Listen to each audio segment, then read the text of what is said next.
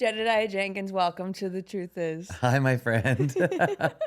I'm happy to be here. I love that you brought my little leaf. Oh, yeah. We were in North Carolina together. Where am I looking? And I found this leaf. Actually, you found the leaf. And Catherine goes, can you sign this? Yeah. It's so cute. I think you should bring leaves to people. Well, This looks cool. the preamble to that leaf signing was obviously there was a theme at that retreat of the foliage. Yeah. Great, well-timed. And you had this, I want to say the word parable, but that's not right, of a leaf that doesn't touch the ground. Yeah. And I was laying on a bench during the silent walk portion of the Saturday, and that leaf fell on me. That leaf has never touched the ground? No, just me. What did you remind me what you said about the leaf touching the ground? So I don't know if I'm sure I didn't make this up or if my grandmother said it or something, but Yeah. I just think it's so enchanting that in the fall, when leaves are falling, if you stand in the woods or whatever and you catch a leaf in your hand and then you keep it, that leaf has never touched the ground. It grew up in the air, and in its natural time with the wind, it broke off and you caught it. And to me, it just feels like catching a dream or catching like a lucky something. Like there's a little magic in that. And then if you carry it with you, it's almost like a reminder. I don't know what it's a reminder of. I just like it. Yeah, and it's funny to live in LA because I'm from the East Coast like you, south, but you get seasons. Fall, yeah. And I remember I've lived out in California for almost a decade between San Francisco and here.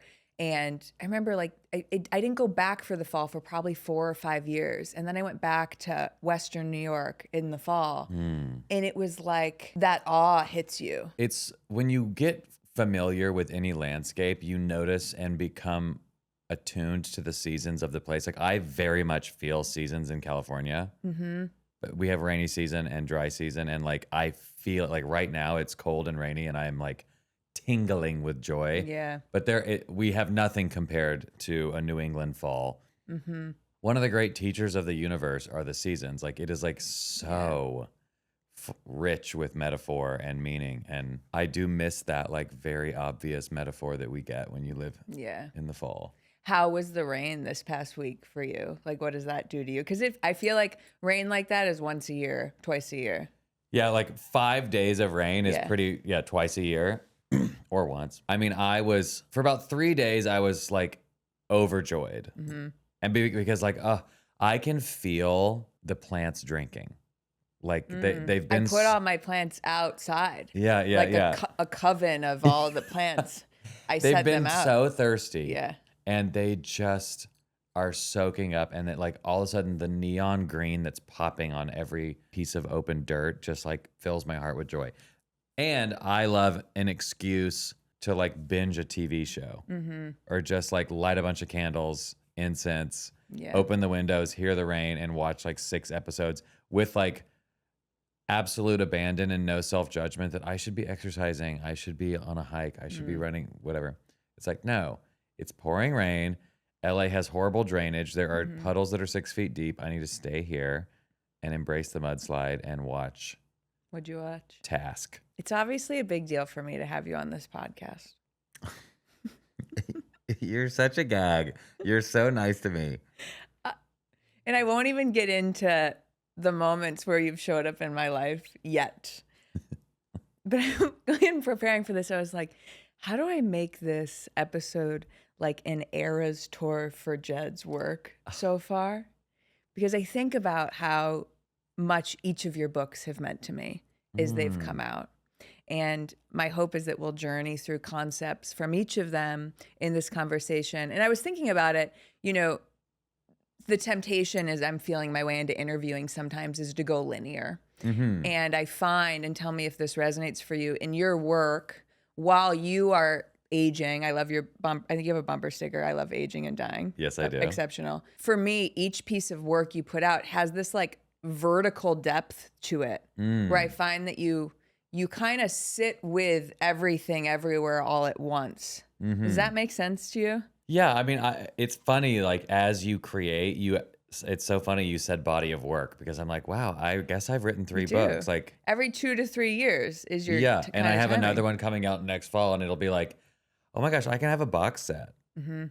Actually, this should be my box set because I think my first 3 books are really my mother wound and my Mm. religious trauma wound. Like, and this next one kind of is, but it's moving in a, you can feel there's a shift. Mhm. I believe every revelation is just a proper organizing of previously collected information. That's why it's a revelation, because if Mhm. that's why when it hits you, it is, oh, that's what that is, Mhm. implying that you have all the pieces inside you and it just got organized correctly into a proper thought. That's a revelation Mm. versus information like aliens are invading. Like that, you didn't know that until right now. So Yeah. that's different. And so I think my books are really explorations of becoming and personal revelations. And so then I am calling back on my whole life of like, oh, that's why I started being funny in middle school because I was so afraid of rejection. And like, that's why I became student body president and started leading Bible studies because I wanted to be the best boy in church because I felt like my sexuality was a curse that once people find out, I'll be excommunicated. Like you go back to explain the realization you're having now. Yeah. There's truth in every moment Yeah. looking back. And Right. it's like my aperture is opening to like it's actually about honoring each version of it. Mm-hmm. And because there's true, I don't know. I wonder what your relationship to the concept of truth in your life, and if it's tied to that idea of having these revelations. I love that your podcast is named The Truth Is because growing up evangelical and like the Bible was everywhere and it Mm-hmm. was like, do you follow the truth? I want you to know the truth. And like the truth was always this propagandized message of, as Rob Bell would say, is your mental furniture organized correctly? Because if it's not, you're not one of us. Yeah. And so the truth wasn't a search for the truth. It was a selling of a truth. Someone telling you what it is. Yeah. But they did it, they danced around it to the point where they would pretend it's a search, you know, we love doubting, whatever. And it's like, no, you don't. But I I have a natural posture towards being curious about my lived experience. Mm-hmm. I'm not very judgmental. I No. really haven't been. Yeah. And instead of being like, this is right, this is wrong, from the jump, I've been, this is so interesting. Mm. This feels weird, or this is, I'm curious about like, why is my sexuality like this? Why are people reacting to me this way? Why are they saying that who I love, God is not cool with? Why? Yeah. Whereas like, I just like have never really been sensitive to authority in that way. I've always felt the authority of my own question. Just like, why? Mm-hmm. I was like the annoying 3-year-old that asked why about everything. And so So that was there from early.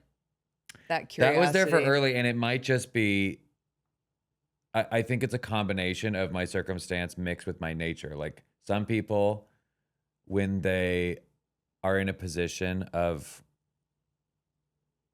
othering, Mm-hmm. they get angry at the world Mm-hmm. or they get quiet. And my observation of my own othering was curiosity. And I think it really turned me into a writer. And it also turned me into like being silly and funny because I was like, I just think everything is so funny and absurd. Like, let me just dial it all the way to 10. And at least I won't be kicked out because they're laughing. Yeah. It's hard to hate somebody that you're laughing with. What occurs to me in all the sharing in the platforming that you do of your mother is she has that silliness. Yeah. Like you guys share that sense of humor. I think that like, I mean, it's famous for a reason that like Jewish people have survived oppression for 6,000 years because of humor. It's like, Yeah. it is, it is a salve to survive. Yeah. And Both my parents have it. I have it because it's just it. I don't know what it does. It just gives grease to the To life. gears. Yeah. Yeah, yeah. My parents, my mom was raised Roman Catholic and my father is a liberal Jewish man. And we were all baptized Lutheran when I was 6. And looking years later, decades later, we're like, what was that decision? And What they're was like, the decision? my sense of it, what I've been told is that my father didn't necessarily want us in the Catholic Church. My mother wanted us in the church. And so Lutheranism was a compromise. That's amazing. Yeah. And they were married with a priest and a rabbi standing next to each other. And so I've always kind of looked back on it and said, I'm so grateful to have been raised in this like interfaith marriage. Mm-hmm. And sometimes I wonder like how they've decided that the two can coexist. And we don't dive in the deep end to interrogate that too much. Right. But the two are coexisting. And I think part of that is like the levity in the grease of that dynamic. And I see that certainly in how you share about your relationship with your mother, in the levity that you bring the difference in ideology. We're all doing a dance of I'm certain this is true, and yet I am in community and I live with this person. Mm-hmm. And they believe something certainly that is different. I just think that like if you really were forced to be ideologically aligned with everyone around you, you would be a very lonely person, Mm-hmm. or you would lose the like opportunity to grow and learn. Mm-hmm. I move in a capitalistic country and society. Have I read Mao? Have I read Karl Marx? Have I read? No. Maybe that's better. I don't know. I'm just living like, and if capitalism is going to destroy the world, it might, but I don't know. I don't know. Like, I'm just trying to like have a good life and live and like respond with the capacity that I have to respond to the world in front of me. Mm-hmm. And I woke up into this world with a loving mother and a loving father.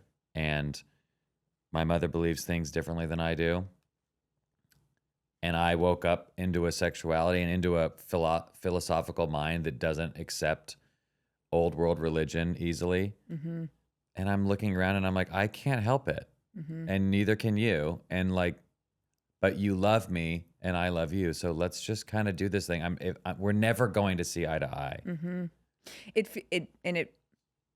It's perhaps all too simple, but it was my work in acting training.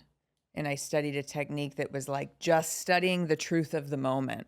And so we'd sit across from each other and I'd say, it would like 101 would be like, you're wearing a black shirt. And you would say, I'm wearing a black shirt. And then it would evolve to, you're sad. And the only two options were either I'm sad or I'm not sad.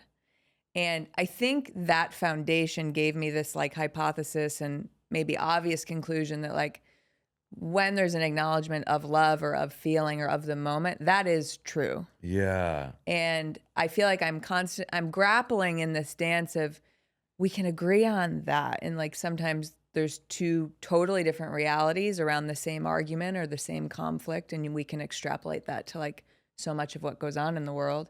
And my heart would like to believe that when two humans can sit across from each other and they see the truth of what is felt, that is shared in like, I don't know, I'm in this dance of like, what truths can we agree on and what are being lost? Yeah. I mean, we must agree on most things. Like humans, I mean, I love traveling and you go to Marrakesh, you go to Istanbul, you go to Paris, and thousands of strangers are walking around together. Yeah. Cramming onto the subway. They don't know each other. And these people are sitting on the subway with thousands of strangers and they feel safe enough to sit there and read a book with headphones in. Right. They're not on alert. So it's like the default of humanity is utter peace. Yeah. Which is why, in the news media, they say if it bleeds, it leads. Is the reason we want to see stories about murder and car crashes and theft and fraud is because it is unusual. Yeah. And our brain is desperate to figure out, maybe if I really study and I watch all these true murder podcasts or whatever, then if I can learn the relevant patterns of what causes somebody to kill somebody or to scam them or to steal from them, if I can learn those relevant patterns, I can protect myself from that. That's why we watch it. It's actually not interesting to watch two people be nice to each other. Totally. Every time I've studied a scene, the point is to create tension. Nobody wants to watch, whether it's romance or friends or Yeah. a fight. Nobody wants to watch two people we want to create Sweet. friction. Yeah. Or if you want to watch them be sweet as a reward for what they went through. Exactly. Totally. And that is like, I was actually just clocking myself. I love crying in movies. I same. do it a lot.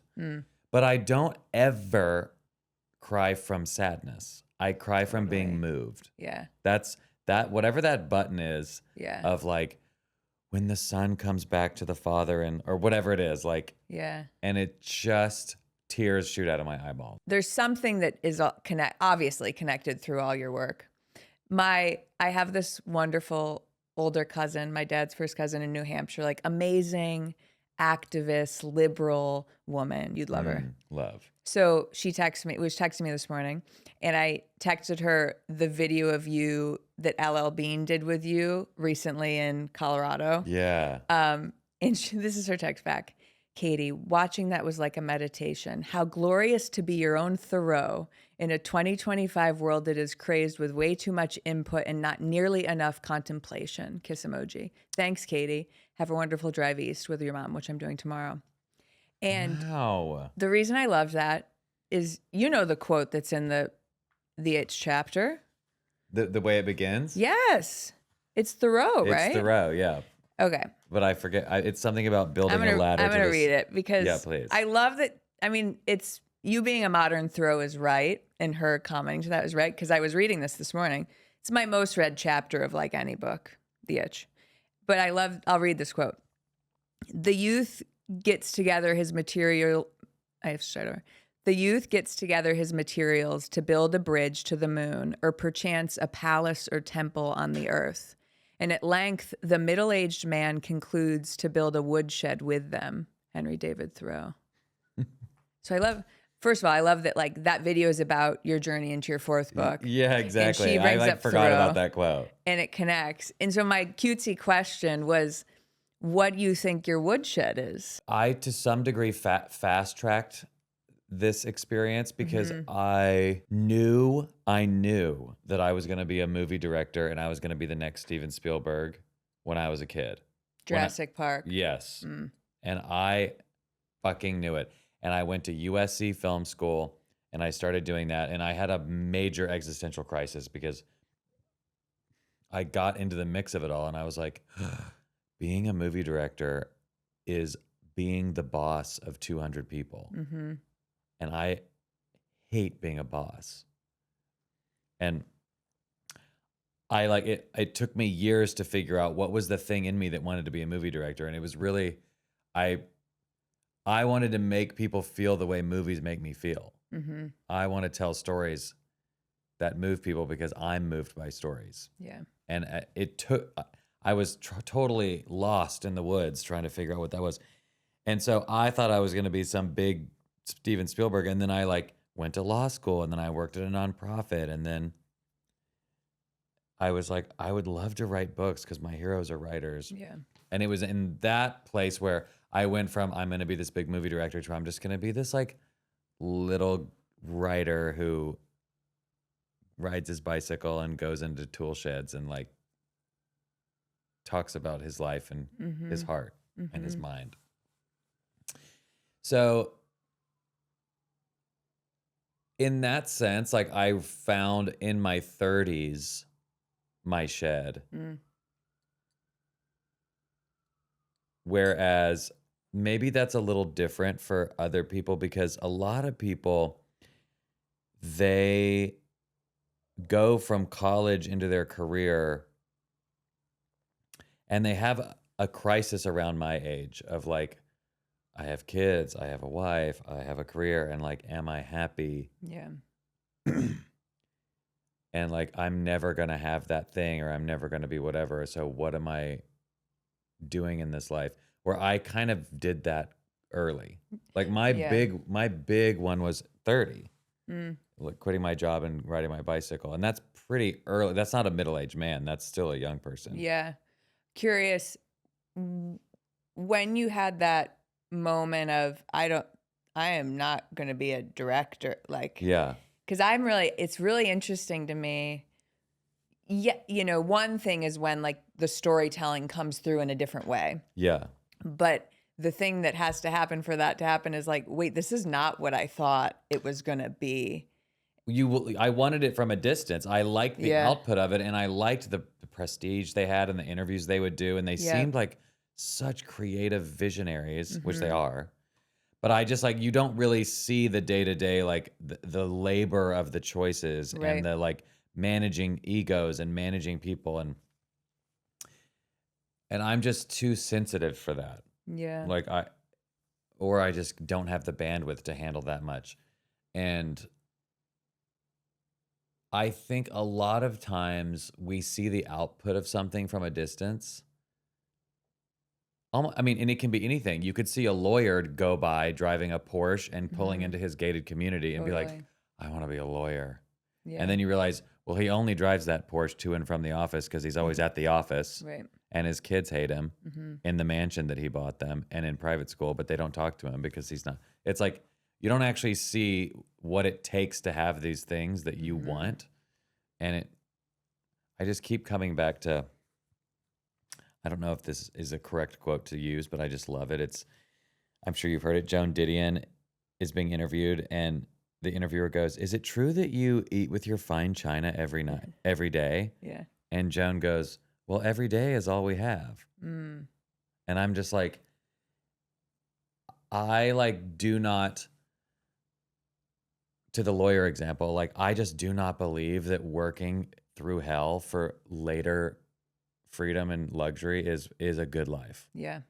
And to be a movie director and make movies, to take on the labor, the emotional labor of that is just something I'm not capable of. And so Mm-hmm. then, yeah, like I said, I was really lost in the woods, Mm-hmm. finding what was the thing that wanted that, because it wasn't just the fame; Mm-hmm. it was something else. Yeah. And you're articulating something that I remember I used to say this, and as I was trying to reckon with this exact learning, like early in my post MBA career. And it's funny, before my business school, I coached collegiate field hockey, and I thought I would go to law school because my big sister did. Mm. And I loved being a college athlete. And I remember coaching, and I was like, game days are great, but all the days in Yeah. between aren't it for me. But then I went to business school, and I was like, all right, I want to tell stories through brands, and I want to work at Nike or Adidas and be around women's sports. And I ended up in consulting and working at Walmart. And to your point, I had this idea of what that would be. And the day-to-day was not it. And at your recent retreat, I love the prompt you talk about with like, describe when you wanted something that then you got. Yeah. And When that, you wanted something that you currently have. yeah. And that younger me like wanted this life that I had. And then it's funny, I moved to LA 3 years ago to try it again. And I was like, okay, now I was working at Walmart, which is a very specific experience, but got to work with like Drew Barrymore and was around these amazing projects. But I was like, no, I need to be closer to storytelling. Mm-hmm. And I moved down here, and I then am at this incredible media company, like for women's storytelling. But I'm like developing the retail projects and all that to say, I was like, okay, I got the nicer apartment, the nicer car, the cool life in LA, and I'm pretty actually miserable. What is that about? And so all that to say, the thing I kept coming back to was like, yes, these things are valuable for sure. And the value of every day of my life is something I haven't paid close enough attention to Yeah. and felt like I had a say in. For me, writing a book, like this book has been, To Shake the Sleeping Self and the book I'm writing now have been the hardest. Really? Yes. Like, because it's like I puked everything out, and then as it came out, it needed a lot of shaping to figure out what it wanted to be. And what I thought it would be in the beginning is not what it is. And this is like creative people will say that happens all the time. My middle two books were like birthed because they wanted to be born as they are, which is so interesting. So this has been really hard, but I mean, even the hardest parts where I'm like, I am a horrible writer. I have no thoughts. I have nothing interesting to say. And I'm just like slogging through. And then like you have these moments of revelation or achievement where all of a sudden you rearrange something and you read it back and you're like, oh my God, this is good. And that is such a good feeling. And it comes in direct juxtaposition to the feeling of this is shit. And like that contrast is what makes the this is good feel so good. And so I'm like such a believer in like you have to trudge through the dark night because and just keep going. Like if you get into the dark mud and you just stop moving, but it's like and then when you see the light again, it's just the best feeling. So much of your writing is you working out your sense of something and trying to understand your experience or something in the world. And I just want to sit with that for a second because it feels so juxtaposed with, and I think through going to your, you know, when I first went to your retreat, I was like, I'm not a writer. I'm a journaler, which I think a lot of people will say. Your writing style, however, has opened me up to a style of writing that is this, as you, I think, call like public, like journaling for public. But anyway, I think about the gift of that process of I'm going to actually like get something that's going on with me out and figure out my relationship to it in a culture that it can feel like I'm confused about this, but I can take in 8,000 inputs that are going to tell me what to think about it. And maybe that's nuance, but I wonder if you could speak a little bit to your sense of like what that gives you. Well, I'm a double extrovert. Yeah. Which is I think by speaking out loud and I get my energy from being around other people. And so like almost everything I've ever written came from sitting around my fire pit talking to my friends. Yeah. About like ideas and what I'm feeling and what they're feeling and what they're going through and what I'm going through. But then once those seeds are planted in conversation and I get to writing them and putting them down, the words kind of just link together and like, I'm like, oh, that goes with this and that goes with this. And the real compelling motivation of being a writer, especially for me, is like the dragon that I wanted to slay was how I felt when I was in my early 20s. And I was like, God, I just wish you write the book you wish he could read. Yeah. And so it would like put these things down as a tool and a gift to him. And then whoever that is, and then I feel like that gives way to that the revelation, or that is the revelation. Yeah, because another word for revelation is just a rung on the ladder or a tool for the like your past self. Like, here's a hammer, you're gonna need this. Here's a winter coat, here's a rain jacket because it's coming. Like you don't have this and you're about to shiver. Yeah. And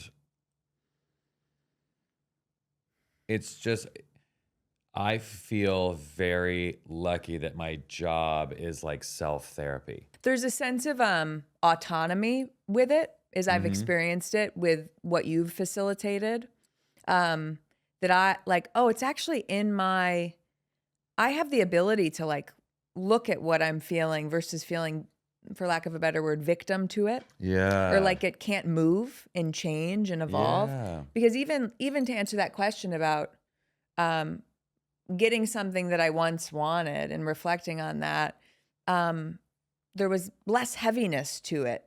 Like that story I had, once it's out and I'm sharing it, Yeah. I'm liberated from it in a sense. Well, it's funny. You don't even know what you're shackled to unless you start shining a light in the basement, and that's by putting things to words. Yeah. I can't help but go to the moment where you decided to shake the sleeping self. what I've always loved about the story is that it was like a stranger in the hallway, like new acquaintance at work that Mm-hmm. spoke something. So can we talk about that for a little bit? Well, that's okay. Well, let me back up because I just got back from the freaking coolest retreat. Yeah. Do you know who Rob Bell is? Mm-mm. So he, cover of Time magazine, he wrote a bunch of bestseller books. He was like a very mega church pastor in Michigan Mm-hmm. in 2005, whatever. And he started writing these books and he was very like millennial cool. Okay. Anyway, he starts to like through study and through just philosophy and learning, he starts to deconstruct and he starts to become a mystic and he starts to not believe in hell. And he's writing these bestsellers and he's getting like the church up in arms. Yeah. Like it is big deal. Like he's on his Time magazine cover is America's Heretic Mm. because he was like such a big deal. Anyway, he's very influential in my life, but he hosts these little retreats Mm-hmm. in Ojai called 2 Days with Rob Hmm. or 2 Days in Ojai. And you like pay a little money and then you go and you sit with 20 people in a circle. It looks like an AA meeting. Yeah. You sit with 20 people in a circle. He's in a chair in the middle and then an empty chair. In the middle of the circle. Yeah, 2 chairs in the middle of the circle. And then everybody one at a time gets up for 45 minutes to an hour. Wow. And you're supposed to come with a question. And Rob doesn't give you answers. He gives you more questions because his philosophy and belief is you already know Yeah. what you need to do. Mm-hmm. Oh, if you just turned 35 and you're tired of your career and you don't know what's next, you actually do know what's next. Mm-hmm. But it's floating up here. Mm-hmm. And just with the right questions and the right reframing, you can find it. And so Yeah. that's what he offers. And it is so fucking cool. Wow. And he's like, isn't it interesting? Like, notice how you describe yourself this way. Why do you do that? Yeah. And all of a sudden they're like, oh, I mean, it was like one breakthrough after another. Yeah. But he basically what he says is like floating above our heads is this like gray truth that we have accumulated that we are ignoring because old stories, old paradigms, old labels are blinding us. Mm-hmm. And that's why like all of a sudden someone can say like, you should move to LA Mm-hmm. or whatever.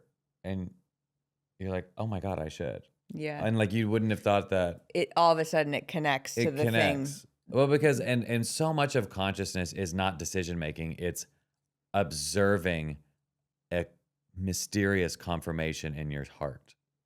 Interest versus it being random. Like what is a choice? I mean, in Mother Nature, I argue this, but like you have this free will argument. yeah, too. yeah. Like what the fuck is a choice? I don't know what it is. What Yeah. it really is actually just consciousness observing a feeling. Mm-hmm. Are you choosing between an apple and an orange? I'm observing that I don't like the flavor of apples and I do oranges, so I'm choosing orange. Sure. That's not an actual choice, it's an observation. Mm-hmm. And that's what revelation is. And that's what, in the background of your life and your mind, you're accumulating all these clues that are accruing into a gut feeling that is the direction of your life. And so I was in San Diego and I met this guy named Andrew Morgan, and we just hired him. I actually met him in Uganda, but I heard about him in San Diego. And he had ridden his bicycle from New Jersey to Buenos Aires. Yeah. I never heard of anybody doing something like that. I mean, my parents did a big adventure, but not a bicycle or Latin America. And the moment he said it, I was like, I'm doing that. Yeah. Because I had these accruing thoughts of, I'm getting into my late 20s. Wow, being 30 is old. Wow, like if you're not really in the pursuit of what you want to do by 30, then like, are you just like on the assembly line of life? Like you're still young enough to try things and fail, but you're not a baby anymore. So like now's the time to get in the driver's seat. Like I just had all these accruing thoughts. And then when that came, and then I had also heard the Benjamin Franklin quote, either write something worth reading or do something worth writing about. And like, so then when he said that, all the audience members of Facts that just went, that and they all pointed together. Yeah. And that happens in our life all the time. Yeah. There's like all these voices, they just haven't had one thing to all point at. I mean, I feel that it's funny. I feel that every time I like sign up for one of your retreats, but it's the parallel that you might be tickled by is you were like late 20s. That book came out in 2018 when I was in my late 20s. And then in 2021, when I was walking around Los Feliz with my boyfriend and my dog, arguing about his anti-vax friends, and I was like disassociating. Yeah.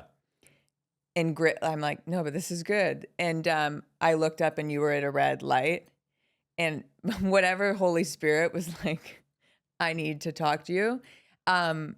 That was a moment, like it was just in hindsight, looking back, it was like, because you have been such a blueprint for me in how you've shifted your life and pursued your life in your 30s, especially starting with this. And it's so interesting to remember that moment so clearly. Yeah. And it like interrupts everything. And every time for me, like going to the spaces that you facilitate, I shared the other night with someone, the one you did in LA in the end of 2023. I'd lived here for like a year and a half, and it was a really clunky year and a half. And I said the other night, being in the lodge room with like 100 people, it was like, oh, these are the people I'm supposed to be with. And this life I've built that's over in Century City is so distant and no longer fits. Yeah. And so, the choices we make, but also that feeling of this is it. Yeah. You're Yeah. choosing a feeling that you're having. Yeah. And I just like think about how people are living they're living a life that they're uncomfortable in. Yeah. And the best thing you can do is liberate yourself to live the life that your being wants to live, because liberating yourself liberates others, because that's the power of an example. Yeah. Like I stayed in the closet and I didn't have a relationship for all of my 20s because I did not know a gay Christian man. Like the only thing I saw of being gay was like pride parades and thongs in West Hollywood. Yeah. And I was so conservative or whatever. I was like, I guess you can't be gay and non-slutty. Yeah. And I mean, that was just me coming with an old paradigm, and obviously, but I just didn't have access to those stories of those people. And the absence of that example really stifled me. Not that there's anything wrong with being a slut. I love it. No, but I have to tell you something funny. In college, I was so prude. And you talking about being a late bloomer has like made me feel seen for sure. And there was like it was called College ACB. It was like a blog, anonymous blog, and there was a post where you could write names of women that were deemed hot non-sluts, and I put my own name on it. That is so pure. I cannot. It was like hot non-slut would be a great. Just a rebrand. Just try it. A series. What were we talking about? The paradigm shift of you wanting like your sexuality, and the only thing you saw was thongs and pride parades. Right. And so like the opportunity to live exactly what your inner truth wants is going to liberate others to do the same. It just is. It might be your niece. Yeah. It might be, I mean, one of my best friends, her niece came out to her as trans. My friend is not trans, but my friend is all loving, all embracing. And she and because she moves through the world all embracing, her niece, who's in a very conservative place, reached out to her and was like, I haven't told anybody this.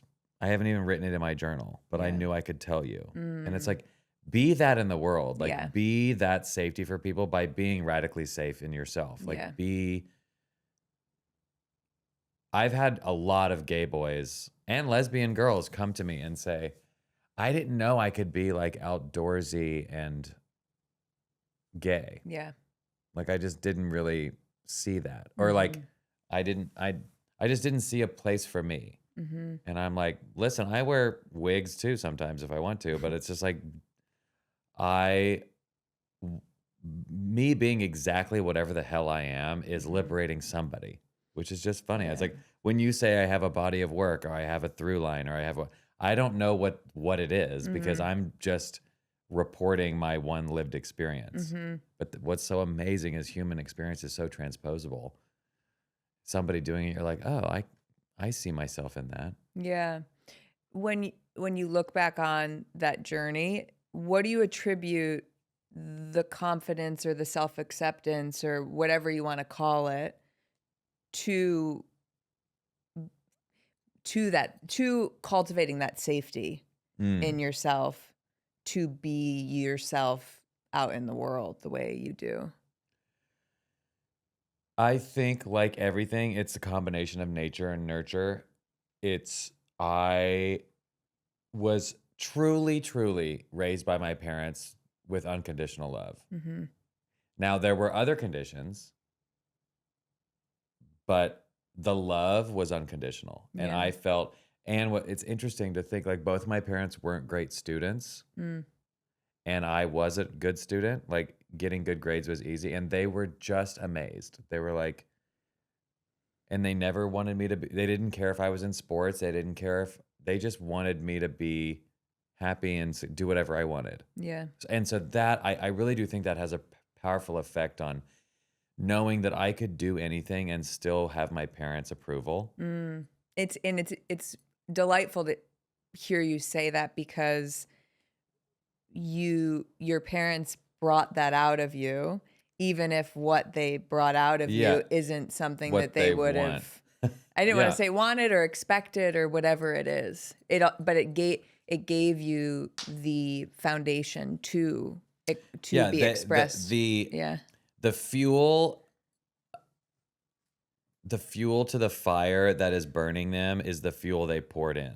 the Like fuel to the fire that is. Yeah. like they made the fire that burned their house down. Well, it's like I remember reading this great Newsweek article years ago, and it said, um, Protestantism is how we got to gay marriage. Mm.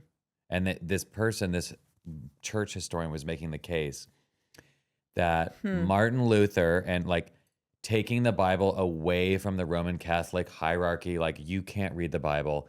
The church has to tell you what it is. There Yeah. is a top down dissemination of information.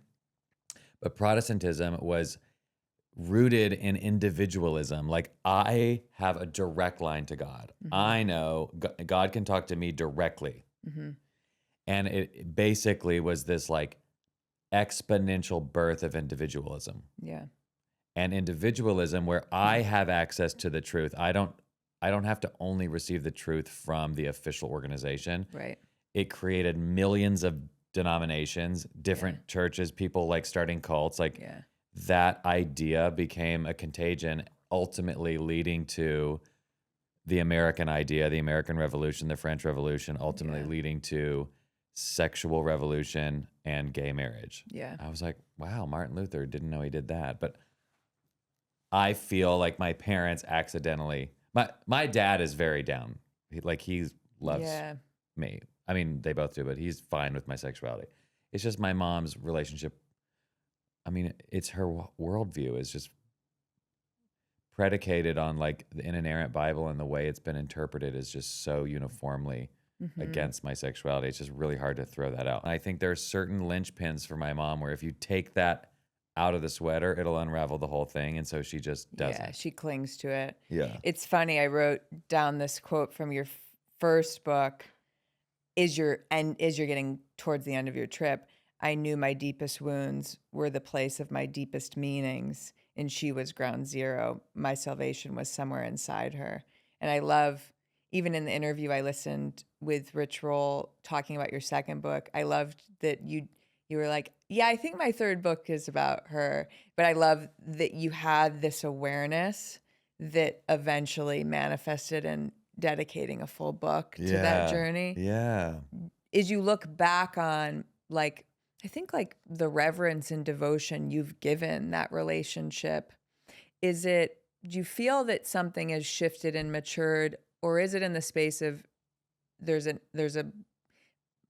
a more divine like acceptance of what is? I think it's both more divine and less. The more divine is a divine acceptance and just letting reality be what it is Yeah. and not having to like feeling truly like an adult that is safe in my own life, that the opinions of anyone else don't matter, even your own mother. Like, and then less being my mother is not some sort of divine force. She is a 16-year-old human. girl who got Yeah. older.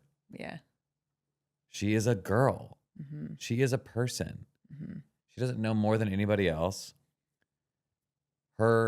She worked so hard to raise us kids, and like Mm-hmm. she is just a person, and so she doesn't have power over me like that. Yeah. And that's also a profound realization as you get older. You're like, Yeah. especially like my generation having kids, where you're like, whoa, when you have kids, you don't really know what you're doing. Mm-hmm. But the kid thinks you do. They have to Yeah. think that. Yeah. And then And then they'll spend the rest of their life figuring out whether or not you knew what you were doing. right, and that you're also human. Yeah. Like I cherish those scary moments where I realized my parents were imperfect. Oh, yeah. And it invited me to show up for them in ways I couldn't have anticipated and I was ready for. And now it's this dance of, it's so funny, like I'm going on a cross country trip with my mother tomorrow. And I'm like, yeah, there's moments where you anticipate what's going to come up and then you get back into the love of, oh, it's just going to be great. The mother wound is so universal, which is so annoying and weird because mothers, like, we wouldn't exist without them. And Yeah. motherhood is, as I hear, so traumatic. Your body is ripped in half. This leech is sucking you dry. Then they're like, if you screw up at all, they die. And like, you'll never sleep again. Like, it's just, that is the ultimate sacrifice. Yeah. Then you have to rearrange your entire identity for 16 years. And then they have the biological imperative to leave the nest. So they chemically and are evolved to want to leave and to find you so annoying.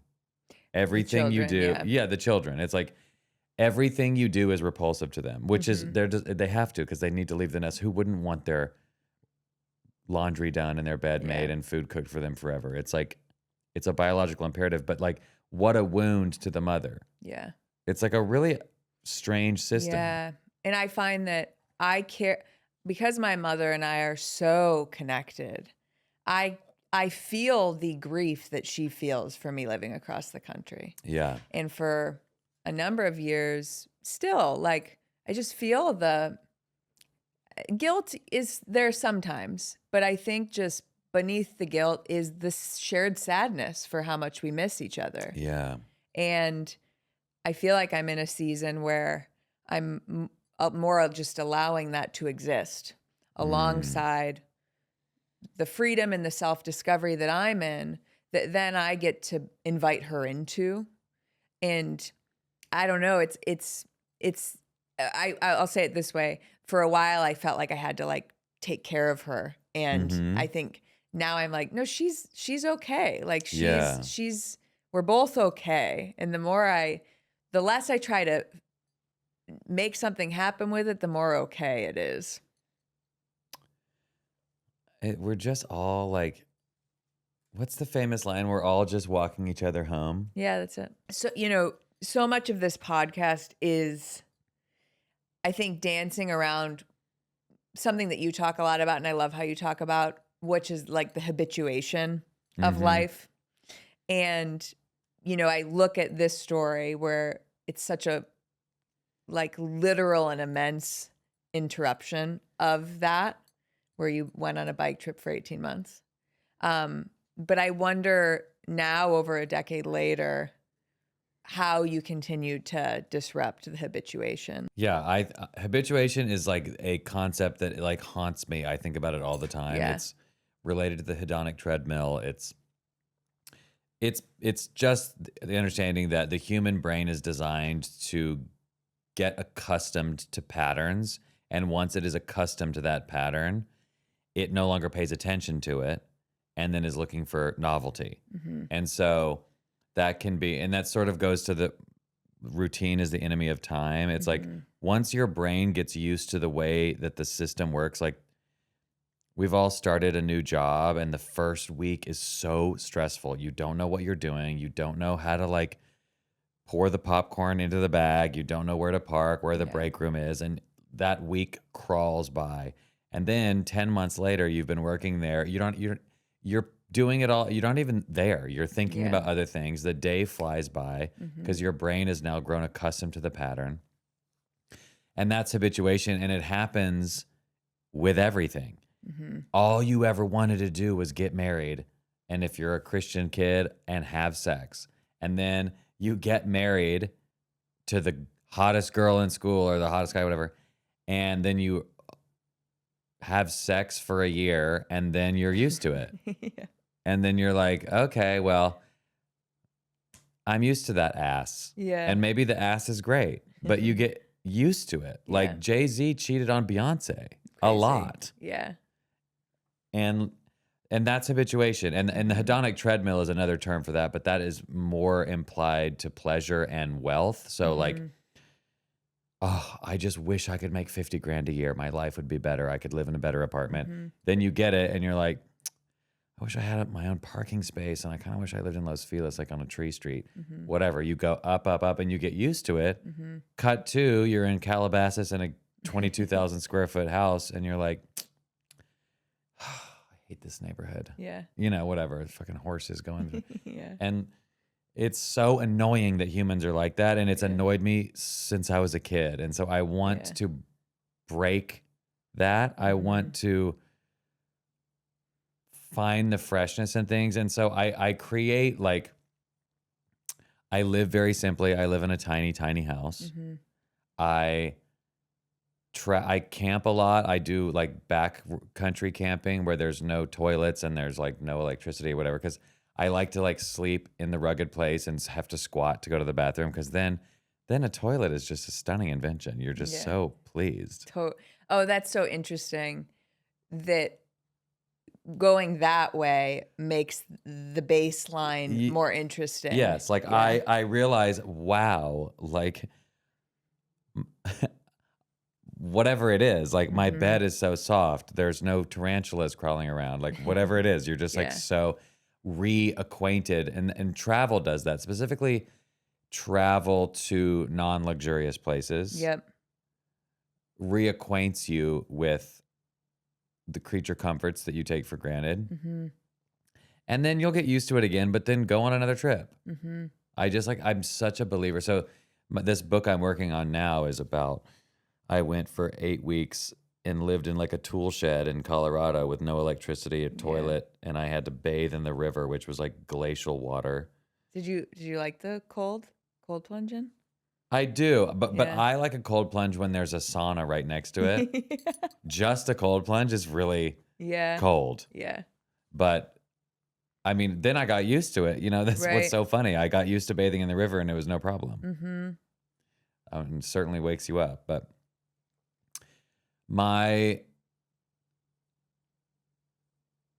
there is something built in me. It could be Christian culture. It could be my family of origin. It could be by nature.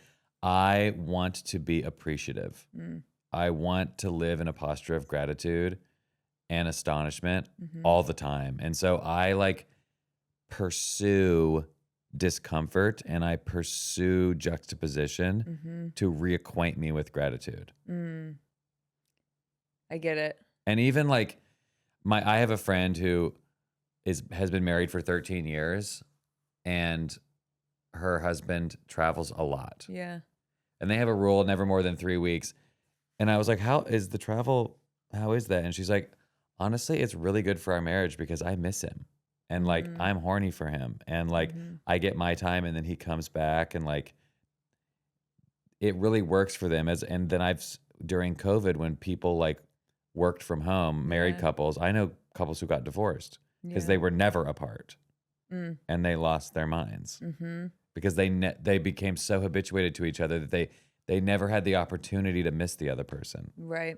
And that's sort of what I do with my own life. No. I give myself the distance from my own life to miss it.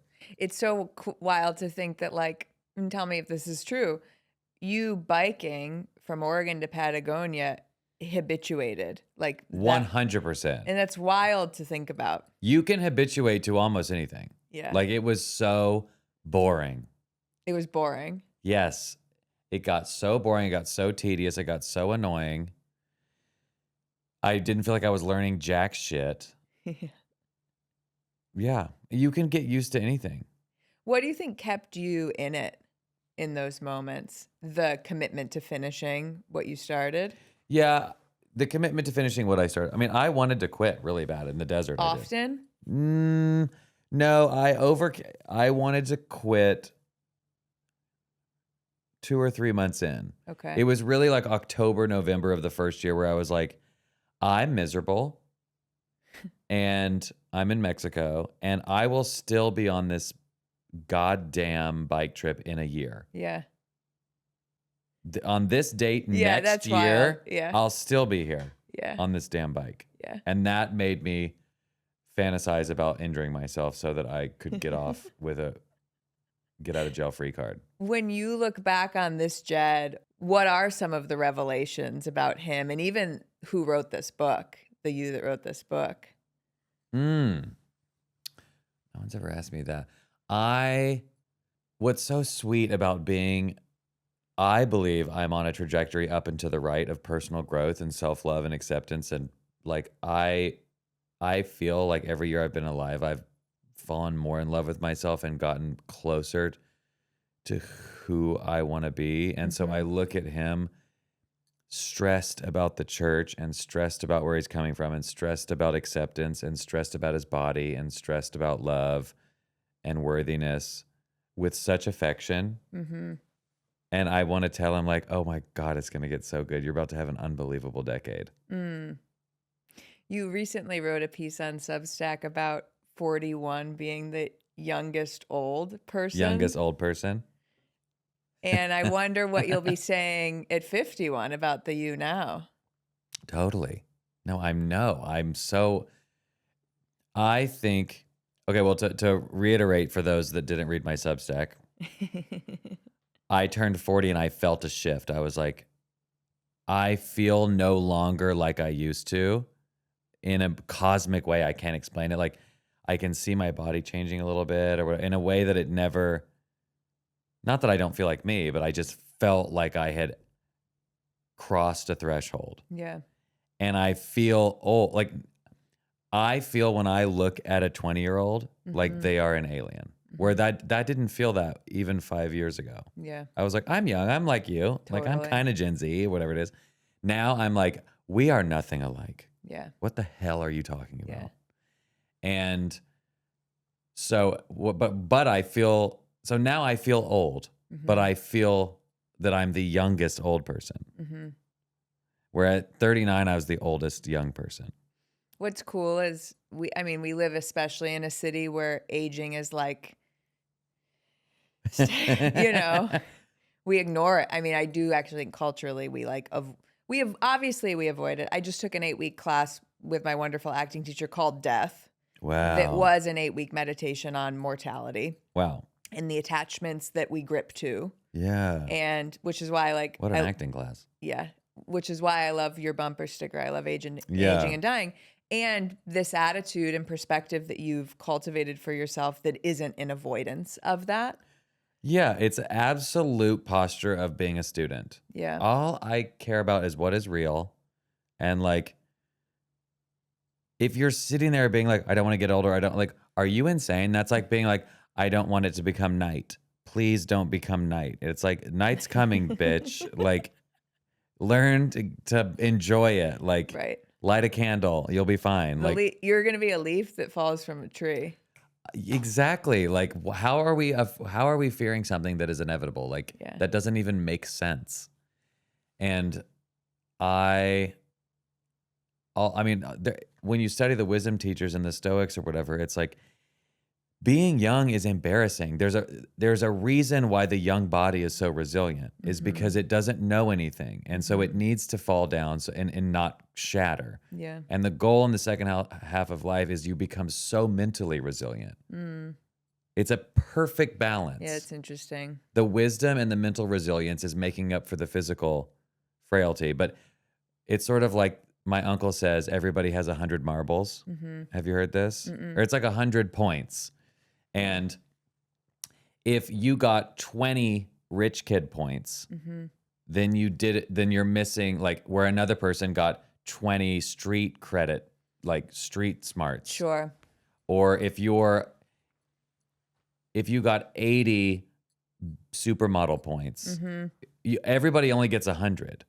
So it's like you're paying for what you have in abundance with what you lack, whatever that is. It's like there's a balance. But we all have something. We all have 100 points. So if you only got 2 pretty points, well, you probably got 10 personality points, and you got 6, your mom loves you the most, and you got 4, whatever it is. It's like, what do you think some of your points are? I got a huge dose of like curiosity, optimism, and positivity. Yeah. And that comes at the cost of like sometimes I probably like get myself in trouble or miss. It's probably led to a lot of my early heartbreak because I refute when who is it, Maya Angelou or whatever, when someone tells you who they are, believe them. And my boyfriends were like, I don't believe in monogamy, or I don't ever want to get married. And I was like, la la la, I'll change your mind. I'm optimistic. And they told me exactly who they were. Yeah. But I couldn't hear it because I don't have enough cynicism. I don't have enough whatever it is. One of the final things I want to talk about is I feel like there's obviously a consistency in the natural world being this truth teller and certainly being a source of reckoning with reality. I think about that leaf falling. But the journey that you went on for your 4th book was unlike anything. You've always been around nature and outdoors, but this was unique. Can we talk about it a little bit? Yeah. So my new book, which there's a working title, but we'll see where it lands. Like I said, I went and lived in this tool shed on the side of a mountain in Western Slope, Colorado, for 8 weeks during this transition of seasons because I love fall. So it was October 1 through December 1st. So, and it was during the presidential election because I wanted to commune with nature and be quiet. I left my phone and all my screens and technology in California. I bought a Rand McNally map and drove to Colorado and drove in silence and sat in silence and read. And like in this tiny town, I would just like meet the locals walking around, bathing in the river. It was just unbelievable. And I got really quiet. And what I wanted was the whole world to know something that I don't know. Because I just wanted to know what that feels like. The election. Yeah. Like I wanted to. Like Jared Leto and COVID. Yeah. Yeah, exactly. I wanted to. But he didn't know he didn't know.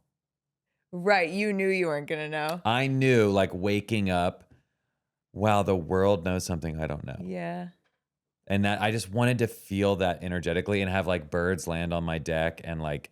And they didn't know either. They don't know. And the sun rises and sets and it's like, do we have a woman president? Do we have that guy again? Like, I wonder. I'm going to go for a walk down by the river and the river's still here. And I just wanted to feel that. But also, I wanted to get quiet. I have had a phone since high school. I have been permanently reachable. And then since 2005, I've had Facebook. And since then, whatever. Like, I love being connected. I read the news every morning. I love Twitter. I love memes. whatever it is. And I actually really love being in on the joke and in on the conversation. I love a dinner party. Like we go to a dinner party, whatever the fuck you're talking about, I know something about it. Yeah. I can't wait to join. Mm-hmm. I find that to be something of value in my Which life. also, to point out, I think is interesting, you being so extroverted. And yes, solitude is part of your process, but this is extended solitude for you. Yeah. Yeah. And it wasn't solitude where I like didn't see people. I mean, I stayed by myself, but I would like go into the little town, but the town had no cell phone service. So like if you saw somebody, they were present, they were there. Mm-hmm. And it's like old ladies and like, it was almost like I wanted to be in witness protection from my own life and from the witness of the internet. Like, I just want to be separate from it. And what happened, which I've really excavated in writing this book, and so my tagline for the book and what the book means is I actually believe everybody is like one sabbatical away from a breakthrough. Yeah. Like, because our lives are so rooted in momentum. And if you stop swimming, you sink, and go on to the next thing and pay your rent and do this and whatever. And we don't ever actually stop and take an inventory and let all of those voices in the back of our head rise to the front and come into clarity into what they are wanting to say about your life, what your next move is. But we never stop to allow them space to speak. Yeah. And they need silence to speak. Mm-hmm. And when I got quiet, I would like randomly cry. Mm-hmm. I'm like, why am I crying? It was like a really emotional, strange experience. Yeah. And in that excavation, I came to this very major realization, which is the end of the book. So you dot. Yeah. But so it's that was what I realized is like, wow, I had a major mountain to get over that I didn't even know was a block until I got quiet enough. It's almost like stirring the bottom of the pond. Totally. So the water is murky because it's moving. But if you just stopped stirring and let the sediment sink, you can see clear to the bottom and see what it is that's making the water murky. And that's what I did. I was going to ask you if you learned what you were crying about, but I'll wait until fall of 2026. I did. I'll tell you offline. You know, it's a beautiful mirror for me because, you know, I left this big corporate chapter about 6-7 months ago. And it's been a roller coaster for 6 or 7 months of all of it. The panic, the clarity, I need to do all the things to cling to something.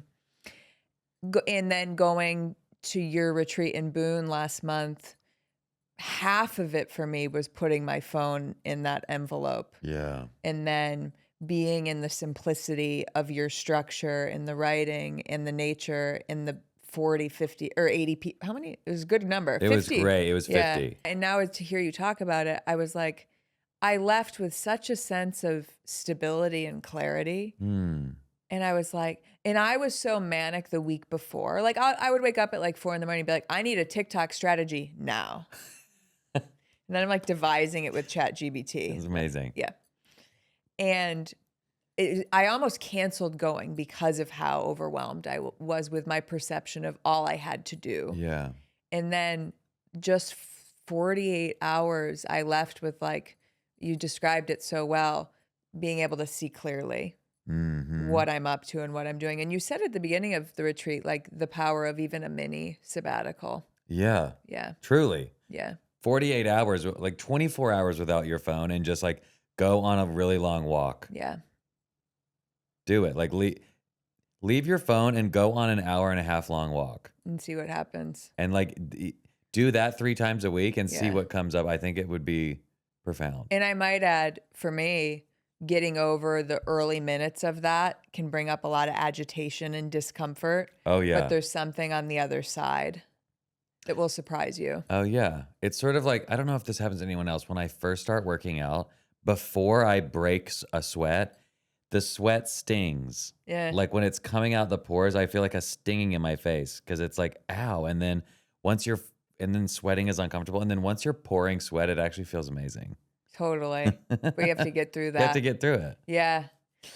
I know that this book is coming at a time when we really need it. Like it's like you figure out you need something in your life, and then you do it and you write about it, and then we're all like, oh, we need this. Oh And yeah, I need that.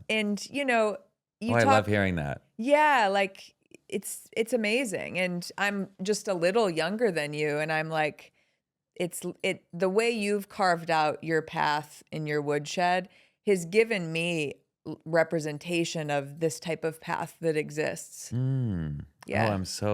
that's so encouraging. Yeah. So I'm looking forward to that. I was going to say one other thing. And you know, it's funny, the quote about the woodshed, it's like the idea is that it's this small thing, but I look at you and your work in the world and the people that it resonates with. It's not small at all. I can't believe I wasted that quote in this book. It's like it belongs in my new book. I know it's not wasted. It's not wasted. Well, I mean, in this book, To Shake the Sleeping Self, the woodshed is my bicycle. Yeah, that It's makes like sense. I thought I was going to be a movie director. I thought I was going to be a lawyer, and then I'm just going to ride my bicycle. Yeah. There's such a humility to it, though, that in what you said, like there's appreciation in it too. And you wrote podcast is my woodshed. Obsessed. Yeah, these conversations I think are my woodshed so far. So far. You want to end with some fun ones? Oh yeah. You'll laugh at this. I'll just tell you. For my rapid fire, the first one I wrote was, "What is your relationship with God today?" That I put that in a rapid fire question. My relationship with God is expansive curiosity, and like I kind of rejected God when I moved away from the church, and I got real Carl Sagan-y, Neil deGrasse Tyson, like rigid. Yeah. And I'm like softening to reality and quantum mechanics, allowing myself to anthropomorphize them in a sweet way. Mm-hmm. It's like, it's cozy. What would your 80-year-old self say to you? Or, yeah, 80-year-old. Have lots of sex and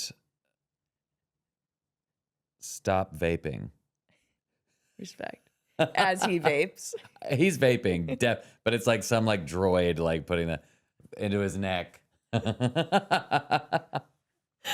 What would your 8-year-old self say?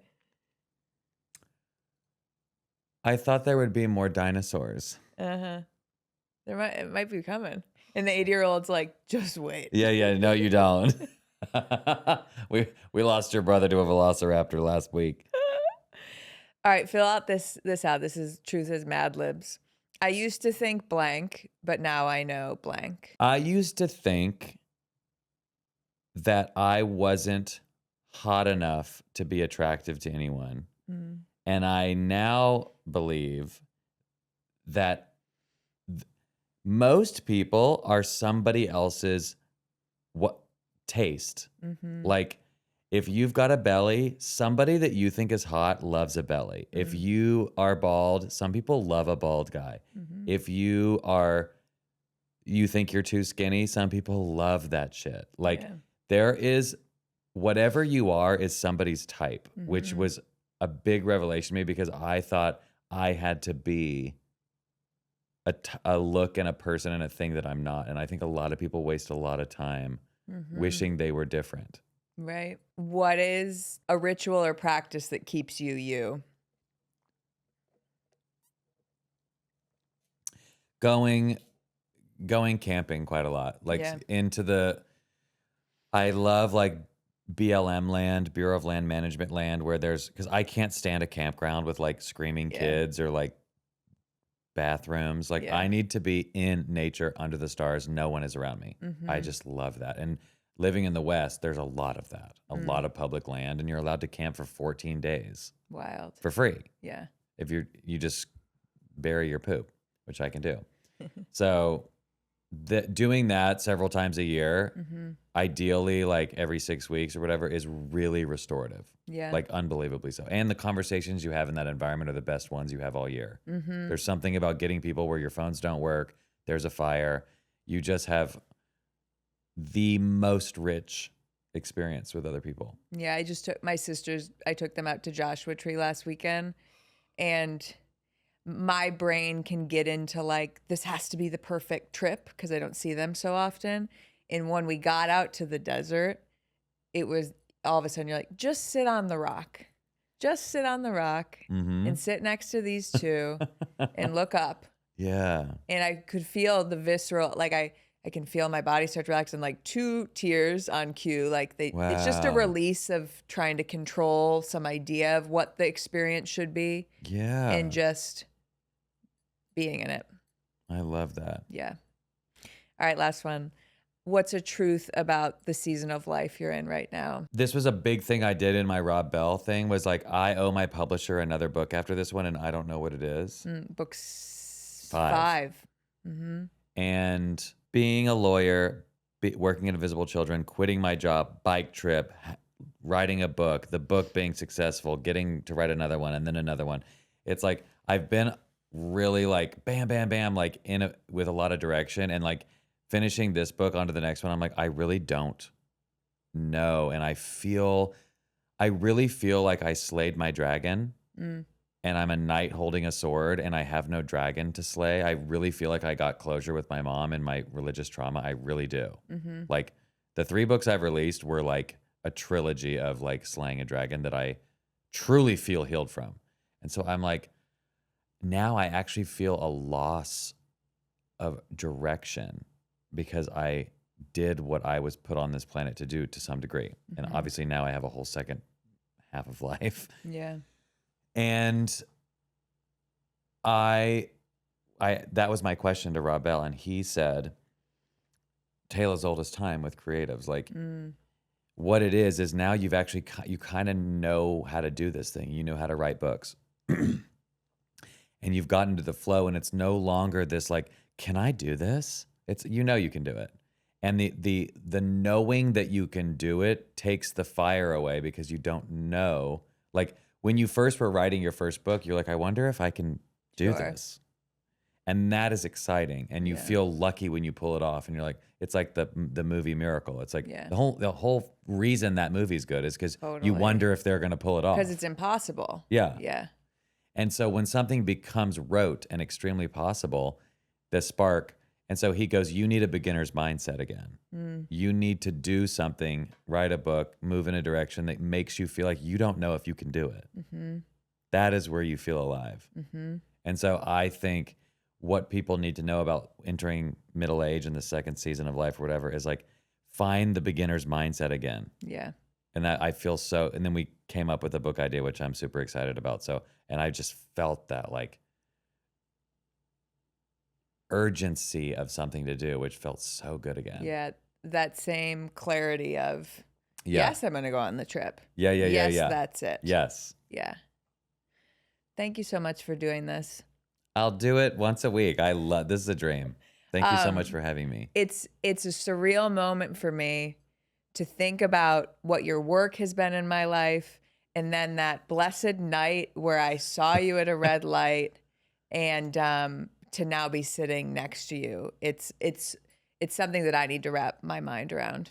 I hope the through line of reading to in person is a positive one. Sometimes it's not ideal. It's the best. Because what I've always loved about you, especially since being with you in person, is you have this thing that is hard to articulate, but it's the feeling of this person has so much to share and they allow themselves to just be hanging out versus presenting. And I went to your first retreat. I've been to a few more. You feel that in your writing. You feel it in the way you move through the world, the way you stand up in front of 100 people. And it's what I think is so magnetic and so satisfying to experience because you're just hanging out. And it's such an exhale of a feeling. Oh, yeah. Thank you. Brought to you honor to by exhale. Rivian. Brought to you by Rivian. No, brought to you by Thorough. Henry David Thoreau driving a Rivian. The modern day Thoreau. Are you ready for that?